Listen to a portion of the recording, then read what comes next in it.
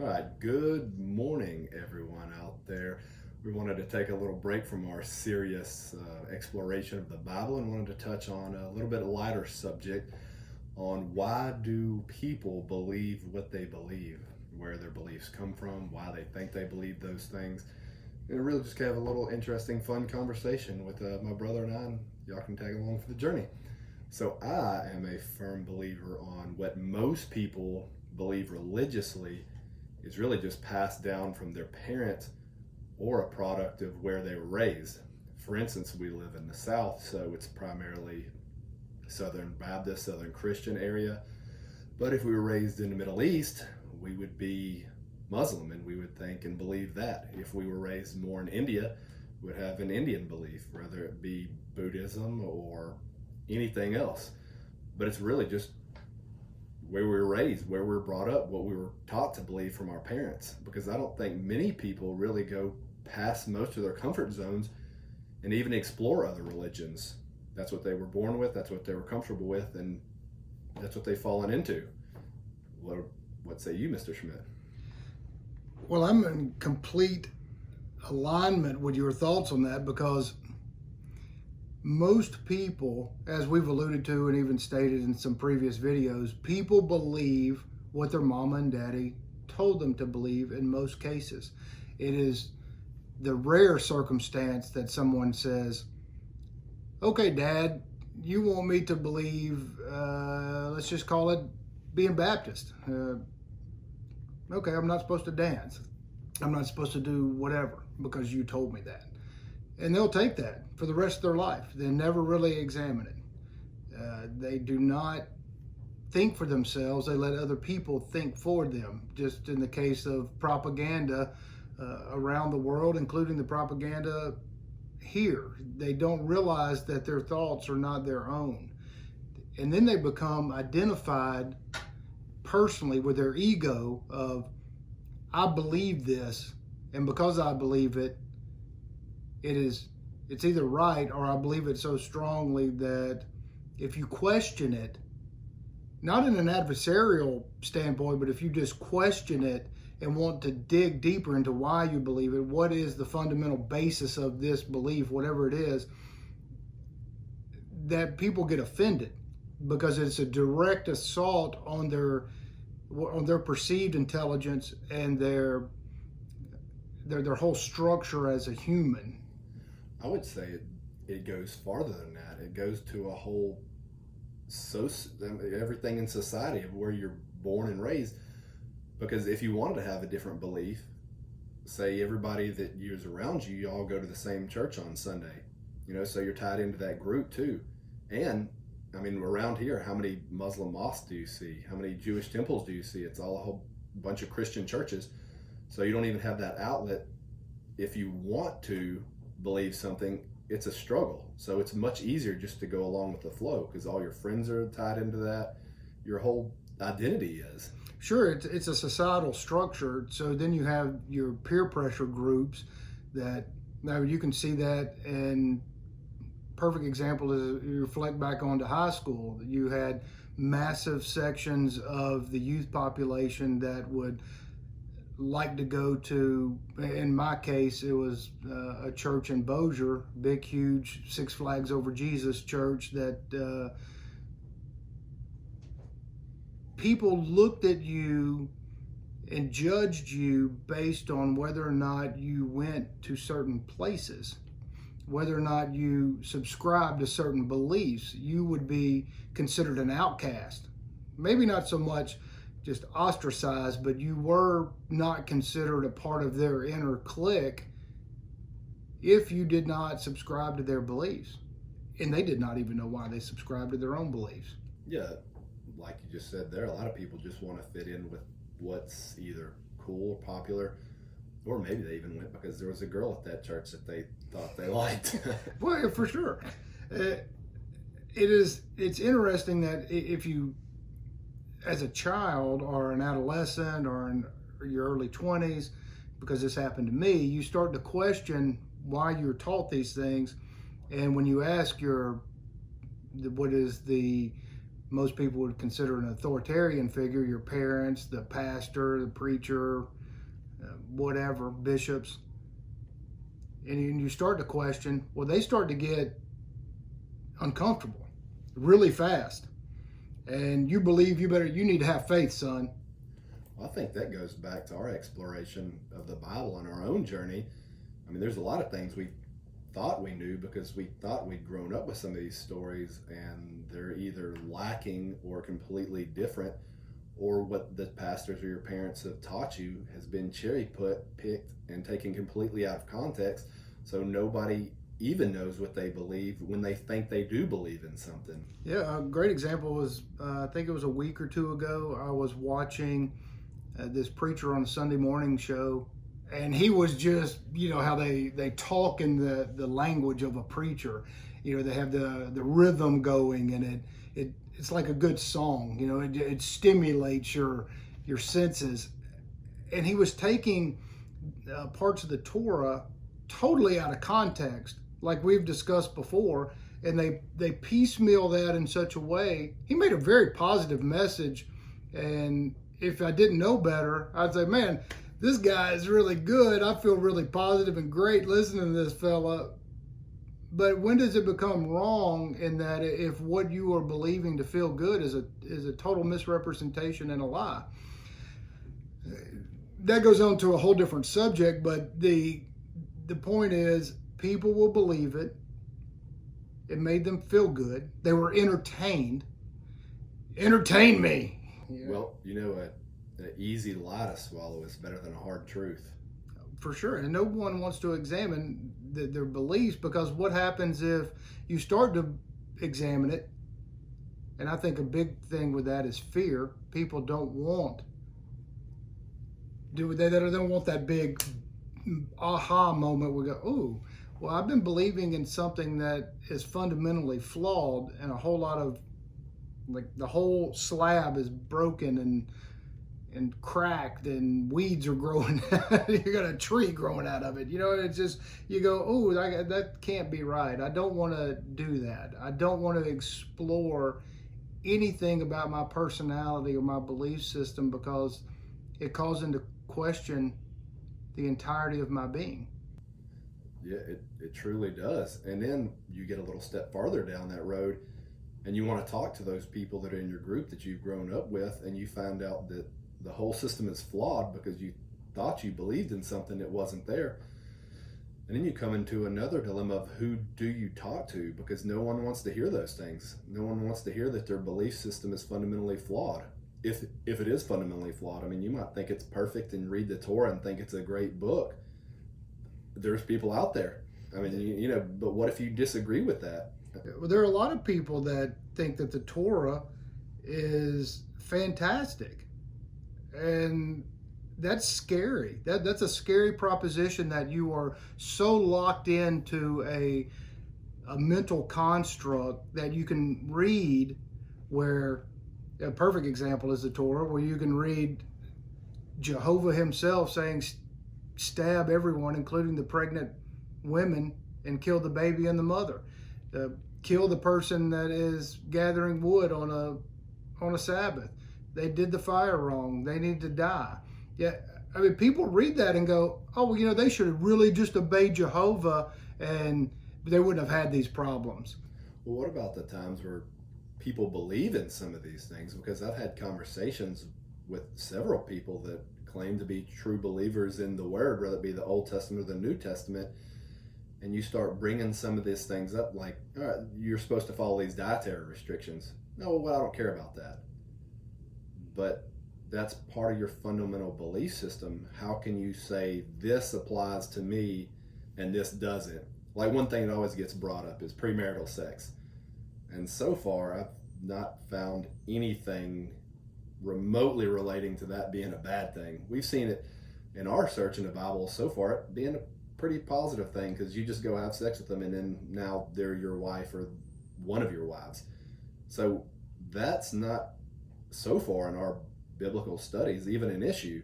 But the things that are in there, like the dietary restrictions, you're not supposed to do things on the Sabbath, they believe all those things, but then they also say in the same breath that it doesn't apply to me because it only applied to them for some reason. Even though if they examine why they believe it, since we're talking about biblical beliefs here, you instantly go into piecemealing something together just to gel your comfort zone, to make everything kind of fit to how you've been raised. And whenever you do that, that is a fundamental flaw in your belief. There's no logic there. There's no reasoning. There's no, like Jehovah says, and Moses, all age during, forever, you're supposed to have these blood offerings and cut off ram's heads and bathe in blood and all this total sadistic nonsense that people don't do today. No. Well, when you brought up the logic issue, I think that all religion defies logic. Like, all of it defies logic, and that's the founding principles of religion, because you're supposed to have faith in these things. You're not supposed to use your critical thinking skills. You're not supposed to use logic, because people always want to bring up, well, if I could understand him, he wouldn't be worth following. See, I don't buy that at all. I think if there is a divine being out there that you believe in, whether it be one of the many gods or a god, they've gifted you with some sense of logic and some sense of being able to understand. Well, why don't you use logic? Why don't you? Well, we can, in my personal life, people close to me, family members, have directly said to me, you just have to go on faith and believe, and you should not question God or his book. First of all, prove to me that it was God's book. Prove to me that it's good without being a preacher and cherry picking things out of context. Read it as we have from cover to cover, and you cannot say that the book is good. You cannot, unless you are outright lying to yourself. And to me, we're not going to change that. There's no way to change that, because people will send their kids to chapel and Sunday school and all these things where they get indoctrinated into this societal construct for the express purpose of controlling masses, and you're not going to stop it. Well, speaking of controlling masses, and I want to stay on the same topic, but let's kind of venture off religion here for just a little bit, because this is a bigger question than just religion. But why do people believe that their country or their state is the best? Most people don't venture or go very far from home. I mean, they might take a trip or a holiday somewhere. Maybe they do some mission work here, or they do a little holiday where they do something good for people. Why do you think, for instance, we live in America, why do most people think, oh, it's the greatest country ever, it's the greatest country? Well, have you ever lived anywhere else? Or American exceptionalism. Yeah. I love the United States. I think there's a lot of positives to this country, and there's also a tremendous amount of negatives that do not make this country any better. That, like, this is a subject we're going to go into later, but just the idea that our military, if you combine China, Russia, and the top 10 countries, and average in what they spend a year in their defense, we beat them all. Oh, yeah, we definitely do. Really, for what? I guess we need to prop up the belief that America's the greatest country. But why do we believe that? For instance, I hear people say all the time, well, it's a free country. Well, let's examine that for a little bit, because the United States has more people incarcerated than any other country. We're the third biggest population, but the highest rate of incarceration. Not even per capita. We have more people in jail, in prisons, than China. And they have, 1.6 billion people now? And we have a little bit over 300 million. So how can you believe, and why do you believe that we're a free country, when obviously we have more people incriminated than any other country. Or incarcerated. Yeah, incarcerated, sorry. It's laughable to say that we live in a free country. There are things we can do, like we can travel from here to DC or LA or whatever. We can move around some. Those have kind of changed in the past year because of this thing, but we're not free. We're dictated on how and what we must do all the time, and you cannot wake up in the morning and live your day in one day and not break some law. I mean, everybody is a lawbreaker. Whenever you have bills that are passed that no lawmaker has read, and they're each on average 5,000 pages, well, they say that we live in the land of the free and ignorance of the law is no excuse. Well, you have lawyers that only specialize in little sections of the law because it's so vast. There's no way for everybody to know anything.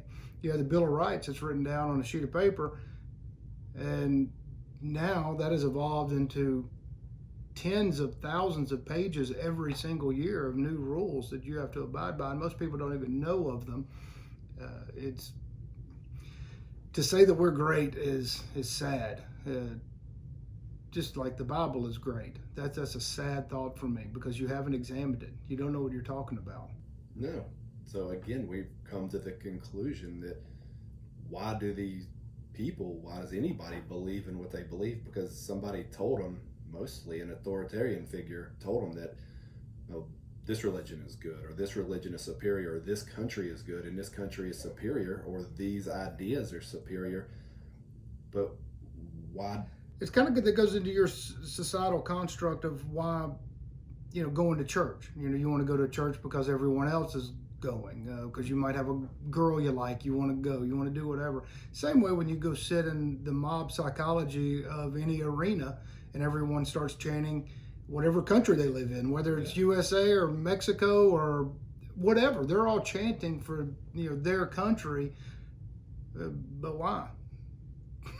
Well, why do you do it? Because you were born there. That's right. I always have the question to anybody of why do they have pride in the place of which they were born? Like, you really didn't have a choice in it. I can see people that have moved to a town and they want to make it better, and they put their work and their money and they invest in the town, and I can see being prideful of things like that. But for most of the people of which we're speaking, they just say USA, and they wear their USA hats or their USA shirts with the flags on them that were made in China, that aren't even supporting the country of which they live in. It's just it's a huge joke. It is a joke. But the question is we believe what our mom and daddy told us. So how do you break that cycle? And that goes on into a whole nother discussion. It's whenever we are stuck in this paradigm of we were born with the ability to have critical thinking. This is what I was going, that I didn't finish my thought with the family member saying, you need to have faith.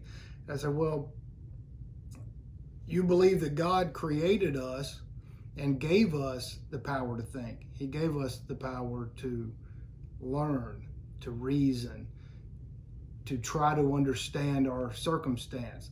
And so if we don't utilize who and what we are, isn't that also a great sin against ourselves and against the infinite? I would think so. I would say yes, it is. And so people float through life. They think the vast majority of people, well, all right, I'm in my early 20s. I need to, get married. I need to have a career. I need to have my babies, and I need to. That's what the United States is set up for. Bam, these are the steps you need to do to live your life. This is the progression of what needs to happen. And everybody follows it. And I say everybody, the vast majority of people follow this certain societal construct, and that is what they believe is right and good for them, because that is what they've been told from the day they were born. Yeah, because somebody told them. Much like anything, advertising works. It does. That's somebody telling you what to do. That's somebody telling you what clothes to buy. That's somebody telling you what food to eat. That's telling you where to shop, when to shop. What brands are great? Yeah, what brands, without doing any research of your own. Like I see people all the time that have, oh, well, you know, Black Lives Matter and this and that, and then they're wearing Nikes.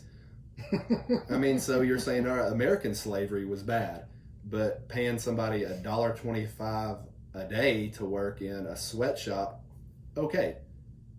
So where do you get that this is bad and this is not bad? Because where did you come up with your belief system?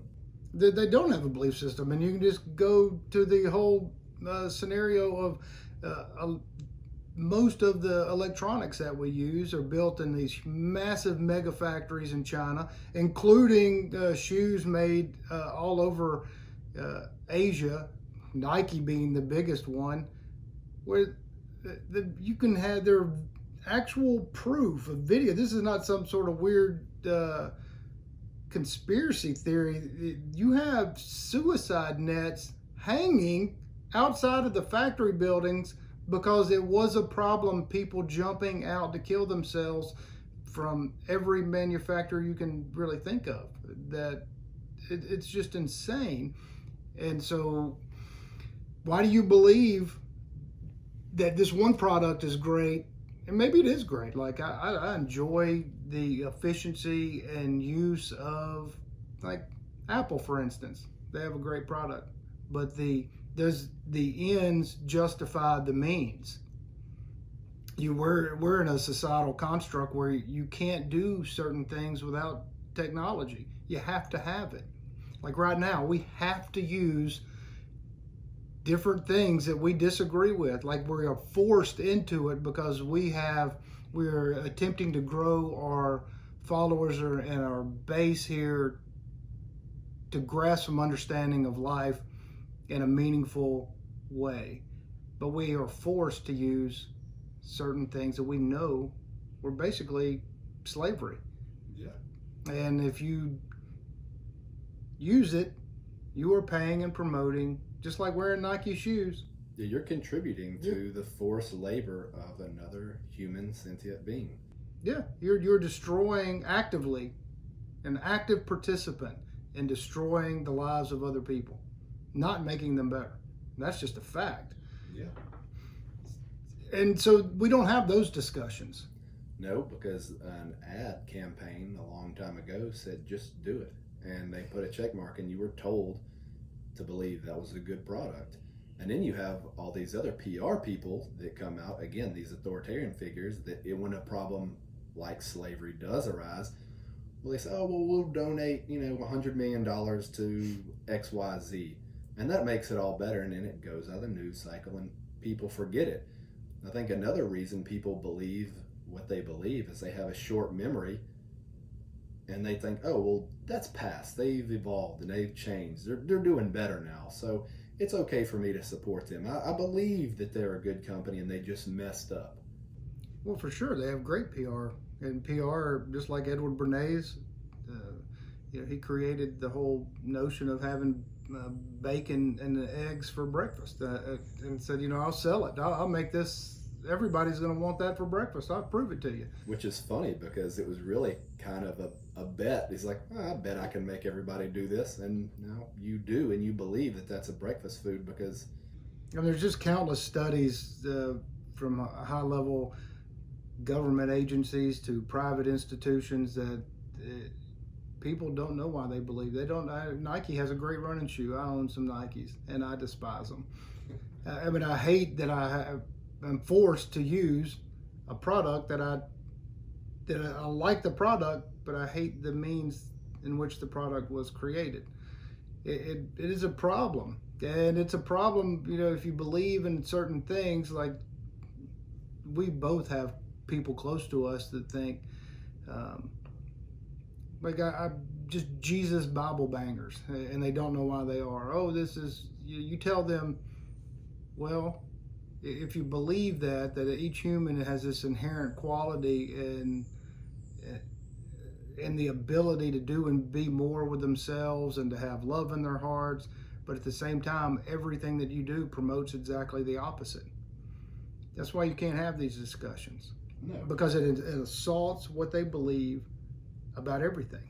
Well, I'm glad you brought up Jesus. It's really easy to turn the other cheek and look away from those bad things.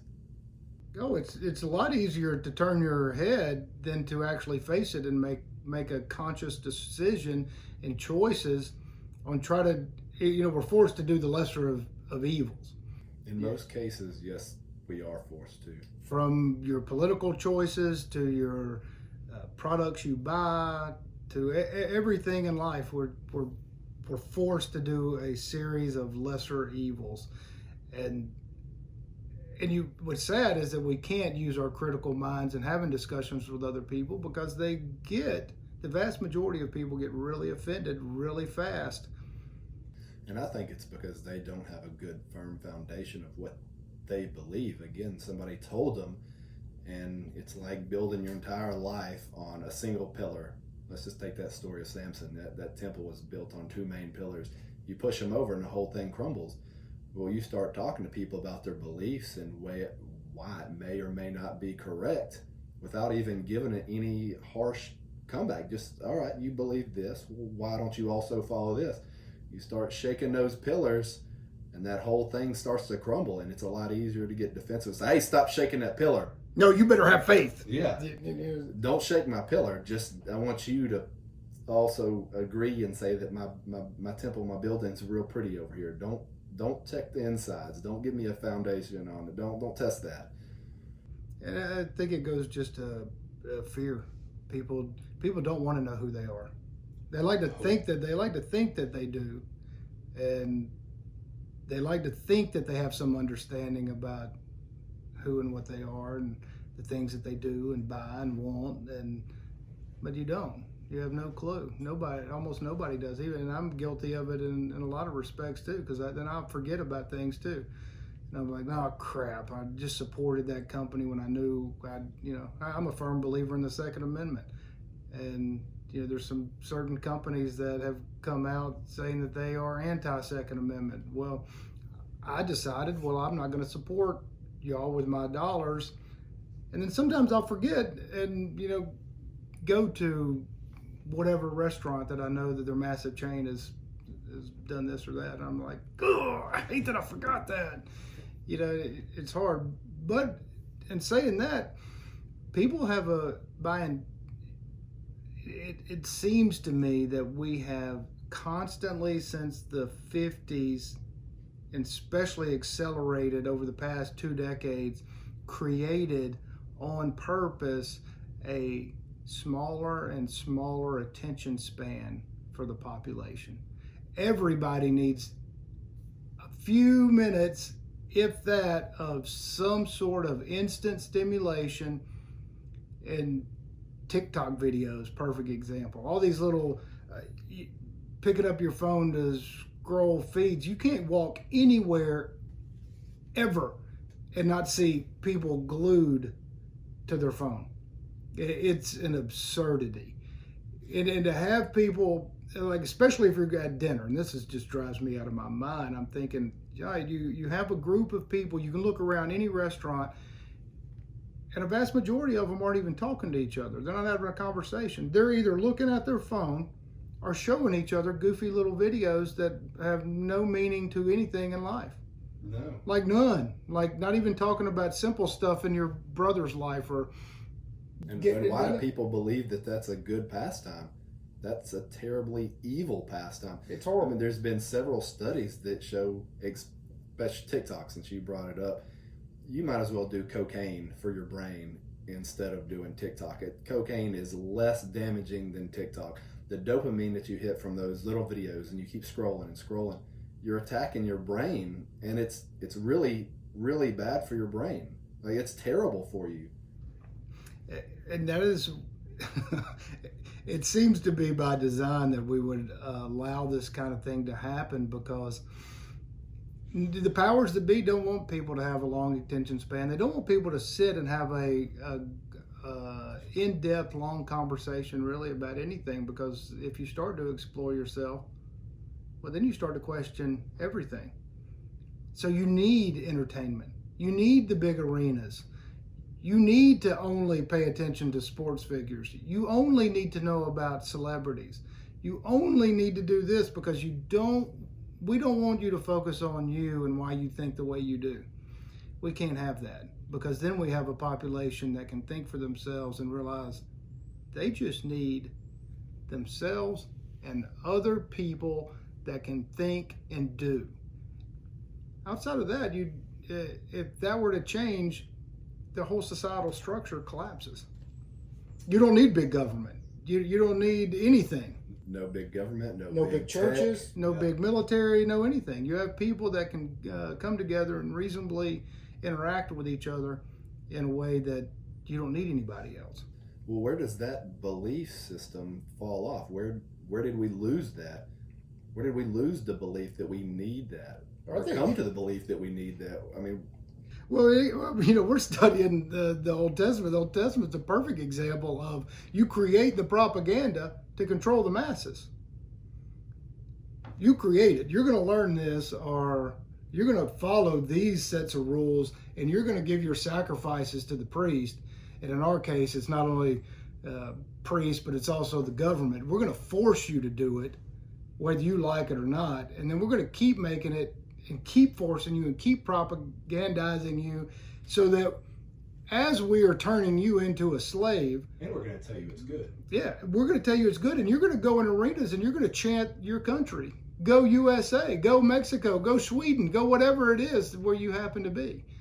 And you're going to think it's good because everyone around you is doing it. Mm-hmm. And because everyone around you is doing it makes it right in their eyes, because nobody stops and goes, I better think. Instead of stopping and thinking, well, you pick up a phone and you look at the next TikTok video, or you look at whatever app that whatever these people are all addicted to. Yeah. Or just to have any meaningful conversation. I've come across this quite often, is people want to talk about those things. They want to talk about the TikTok videos. They want to talk about who's in the playoffs or who's doing this or that. So once you start questioning why people believe in what they do, you don't have any conversation anymore. You've got to have some. You lost them. Yeah, you got to have something to talk to people about. I mean, what's like football season, and apparently a lot of people are really into that. So you hear the conversations all around. Well, why do you believe that it's good? Well, because your dad growing up said you're going to play sports, or your mom, because they lost their chance and they want to live vicariously through you. So again, they're just getting it pushed on them, and then they propagate that down through the ages, and the powers that be or the society has picked up and culted around that one event. I mean, we live in Texas and football's huge, and that's what you do. I mean, if you want to be popular or fit in, that's what you do, and that's what you support, because somewhere somebody told you, or the collective group has decided and deemed that this is a good activity, when all the research shows, just for football, like for instance, the concussions or the small hits are again very damaging for your brain. So why have we kept saying these are good activities when all the science shows it to be terrible, and you're forcing people to pay for it that have zero interest in it? Well, not only that, what you're doing is, this is just a scientific fact, that you raise, it's like Hitler's youth. You give me the youth, and in 40 years, I control everything. You tell all these kids this is great, and all of a sudden, their kids, it's great. Their kids, it's great. It's kind of like what we said right before I walked over here. I was talking to you. Everybody knows what celebrity did this, what football player, baseball player, what their stats are. But you ask them, well, what do you think about that Federal Reserve, former Federal Reserve chairman becoming the Secretary of State? I mean, not Secretary of State, but Secretary of Treasury. First of all, they don't even know what the Fed is. They don't even know what where their money comes from. They don't know anything about anything except superficial nonsense. So you can't even begin to have conversations with anybody without getting frustrated yourself. And then you end up having a circumstance where, to have a conversation, I got to talk to my brother in a microphone. is quite frustrating as a thinking human, that the most important things to people are the ones that don't matter at all. No, they don't matter at all. At all. Like, none of it.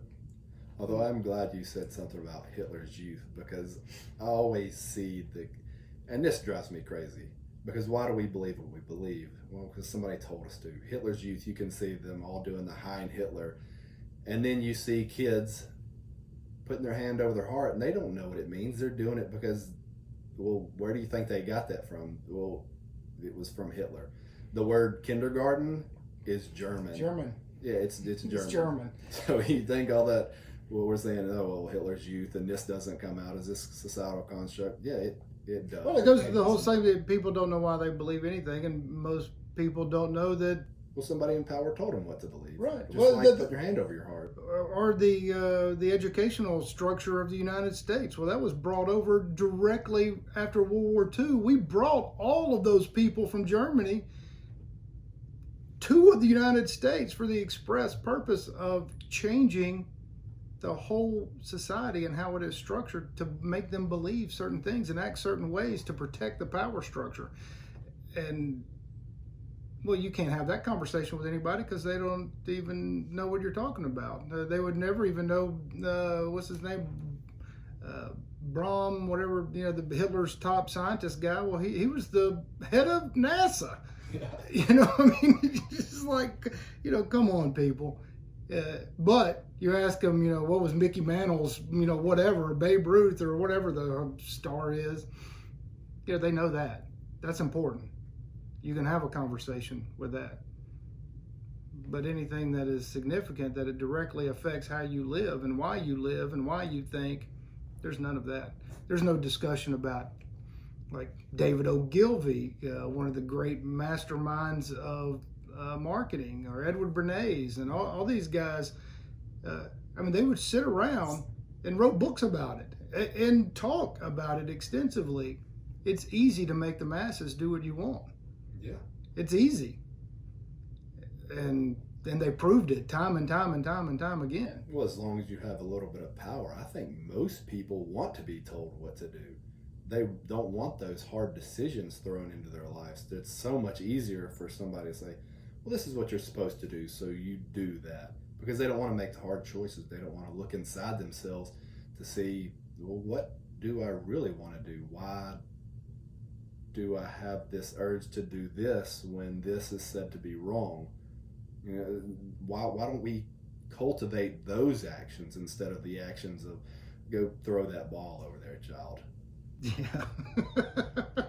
We're definitely, I'm not downing any sort of athletic thing. I think athletics for kids is fantastic. You should do athletic things and move your body and be in physical shape and applaud that. But there's no real balance of any of that. There's no balance.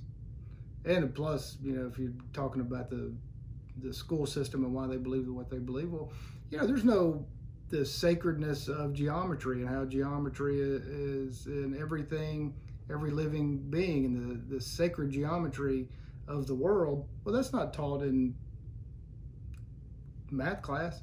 It's not. Fibonacci sequences and how they apply to everything.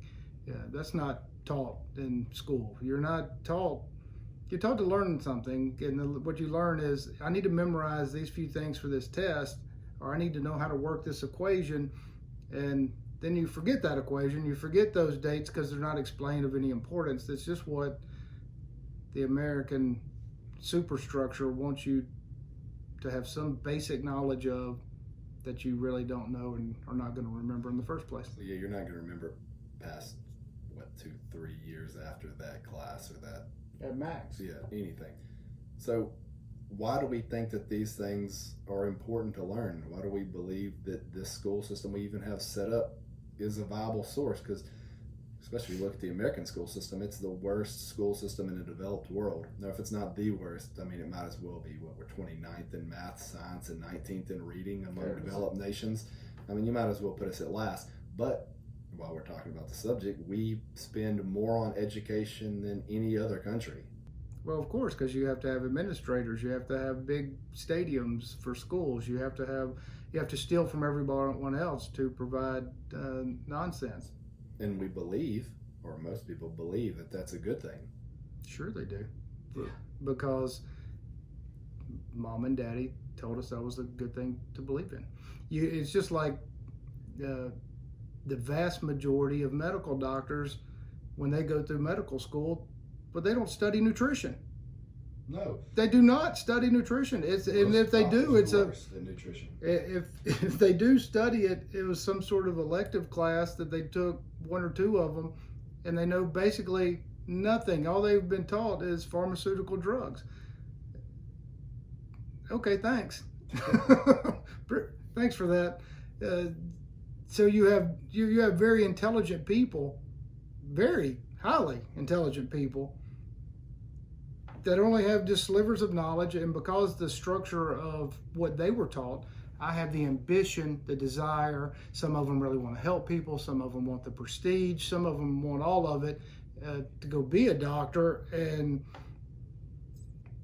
then they just only have this sliver of knowledge because that's the way it was set up, and they believe that is a good thing because their professors told them, this is how you need to do it. This is what you have to only study. This is what we're going to give you, this slice of information, and that's it. And so when you question even doctors about these certain things, well, they get on the defensive because that directly affects them and their ego and what they spent lots of money and time doing.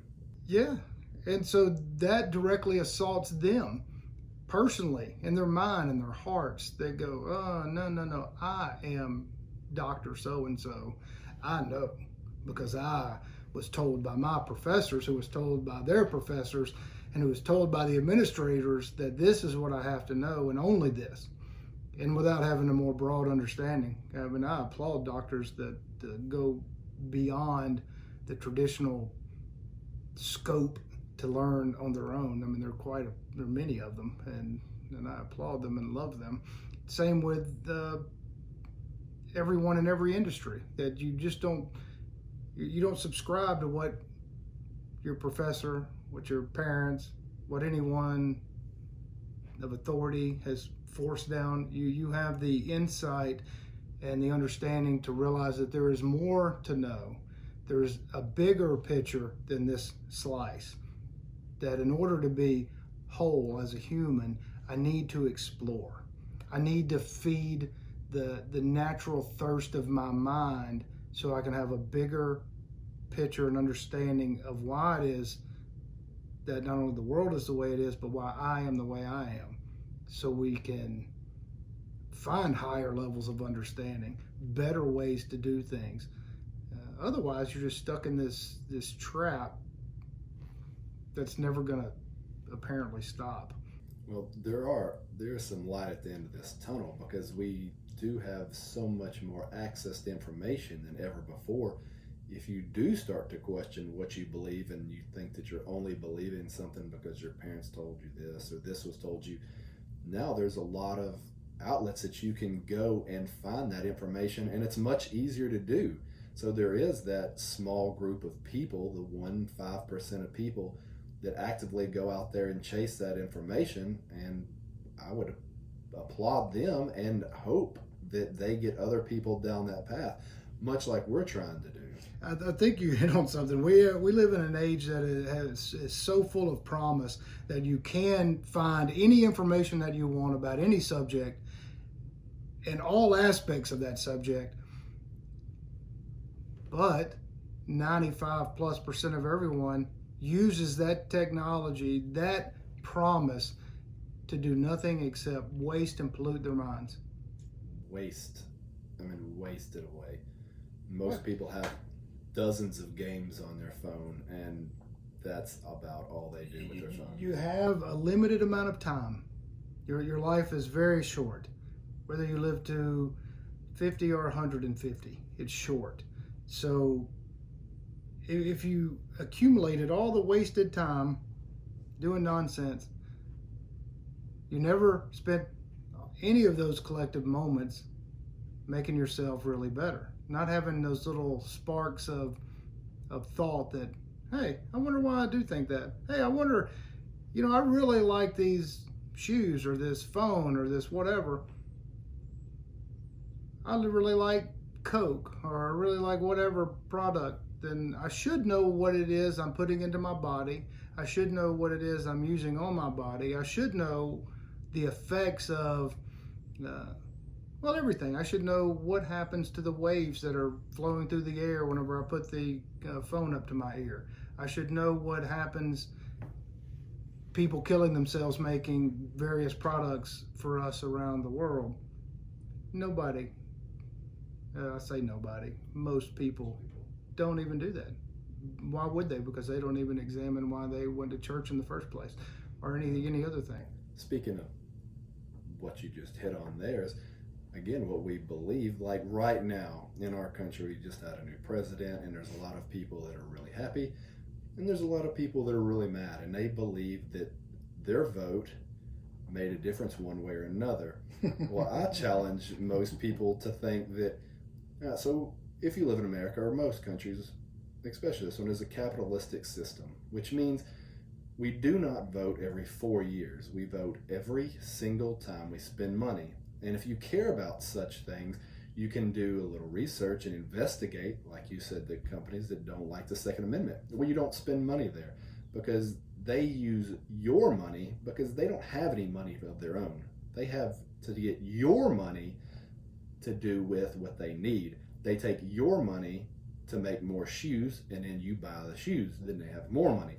They take their money to lobby to get whatever they want. They take your money to get things through legislation that you don't agree with. If you don't agree with that, well, you cut them off. And you might just be one person, but you tell someone else, hey, this company doesn't support the Second Amendment. Well, they start not selling in your market because one person has the power to change. And then that goes on and goes on and goes on. And you assume that, people really care because people don't, like whatever company it is, they love it. They have an affinity for it. They attach their identity to whatever that is. And so you say something bad about it, they instantly think, oh, you're crazy. Why would, no, they don't have factories like that. No way.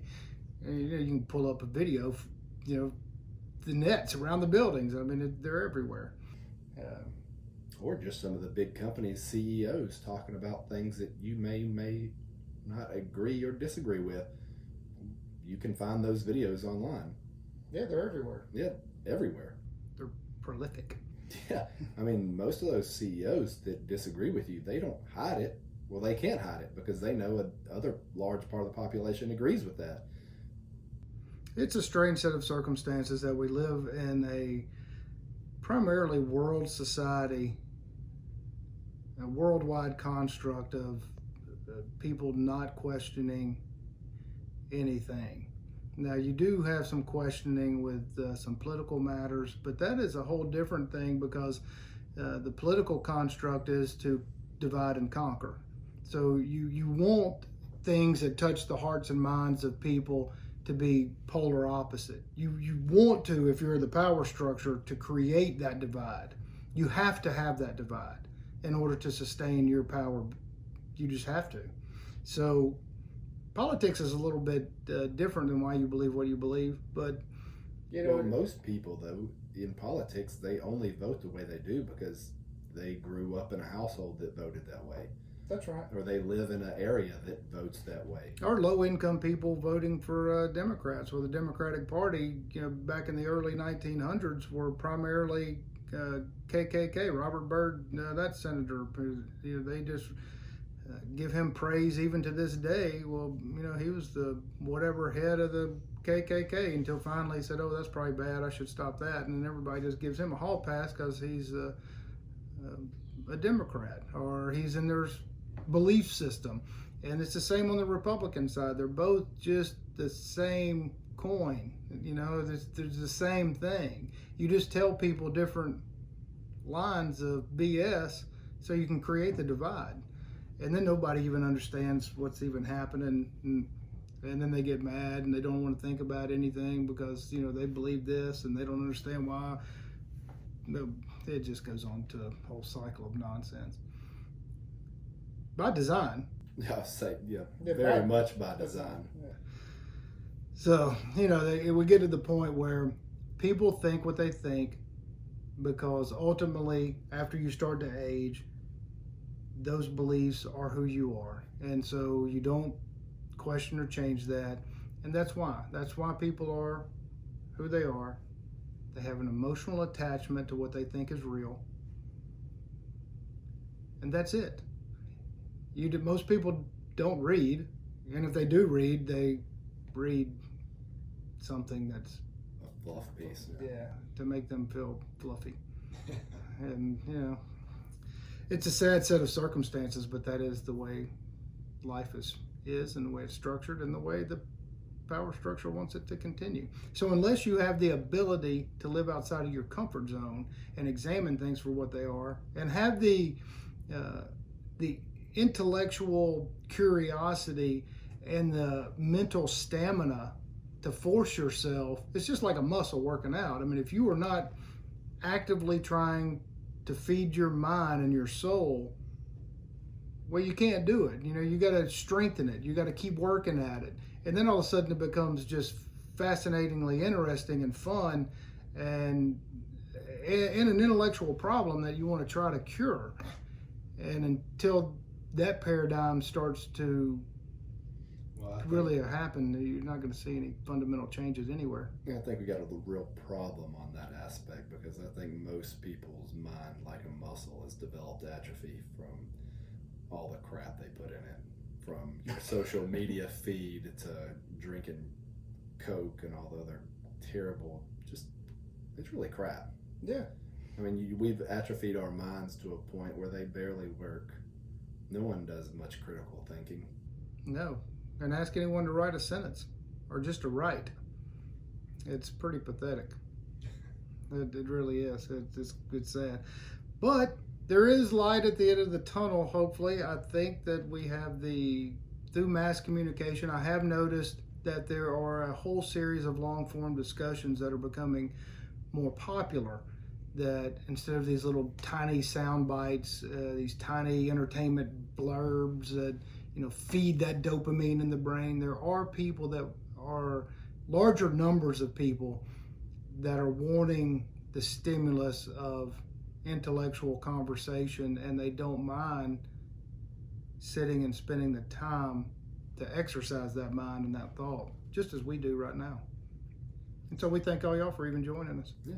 So thank you very much. And if you like our content, subscribe, hit the bell, and remember to work out those mind muscles. Amen. Have a good day.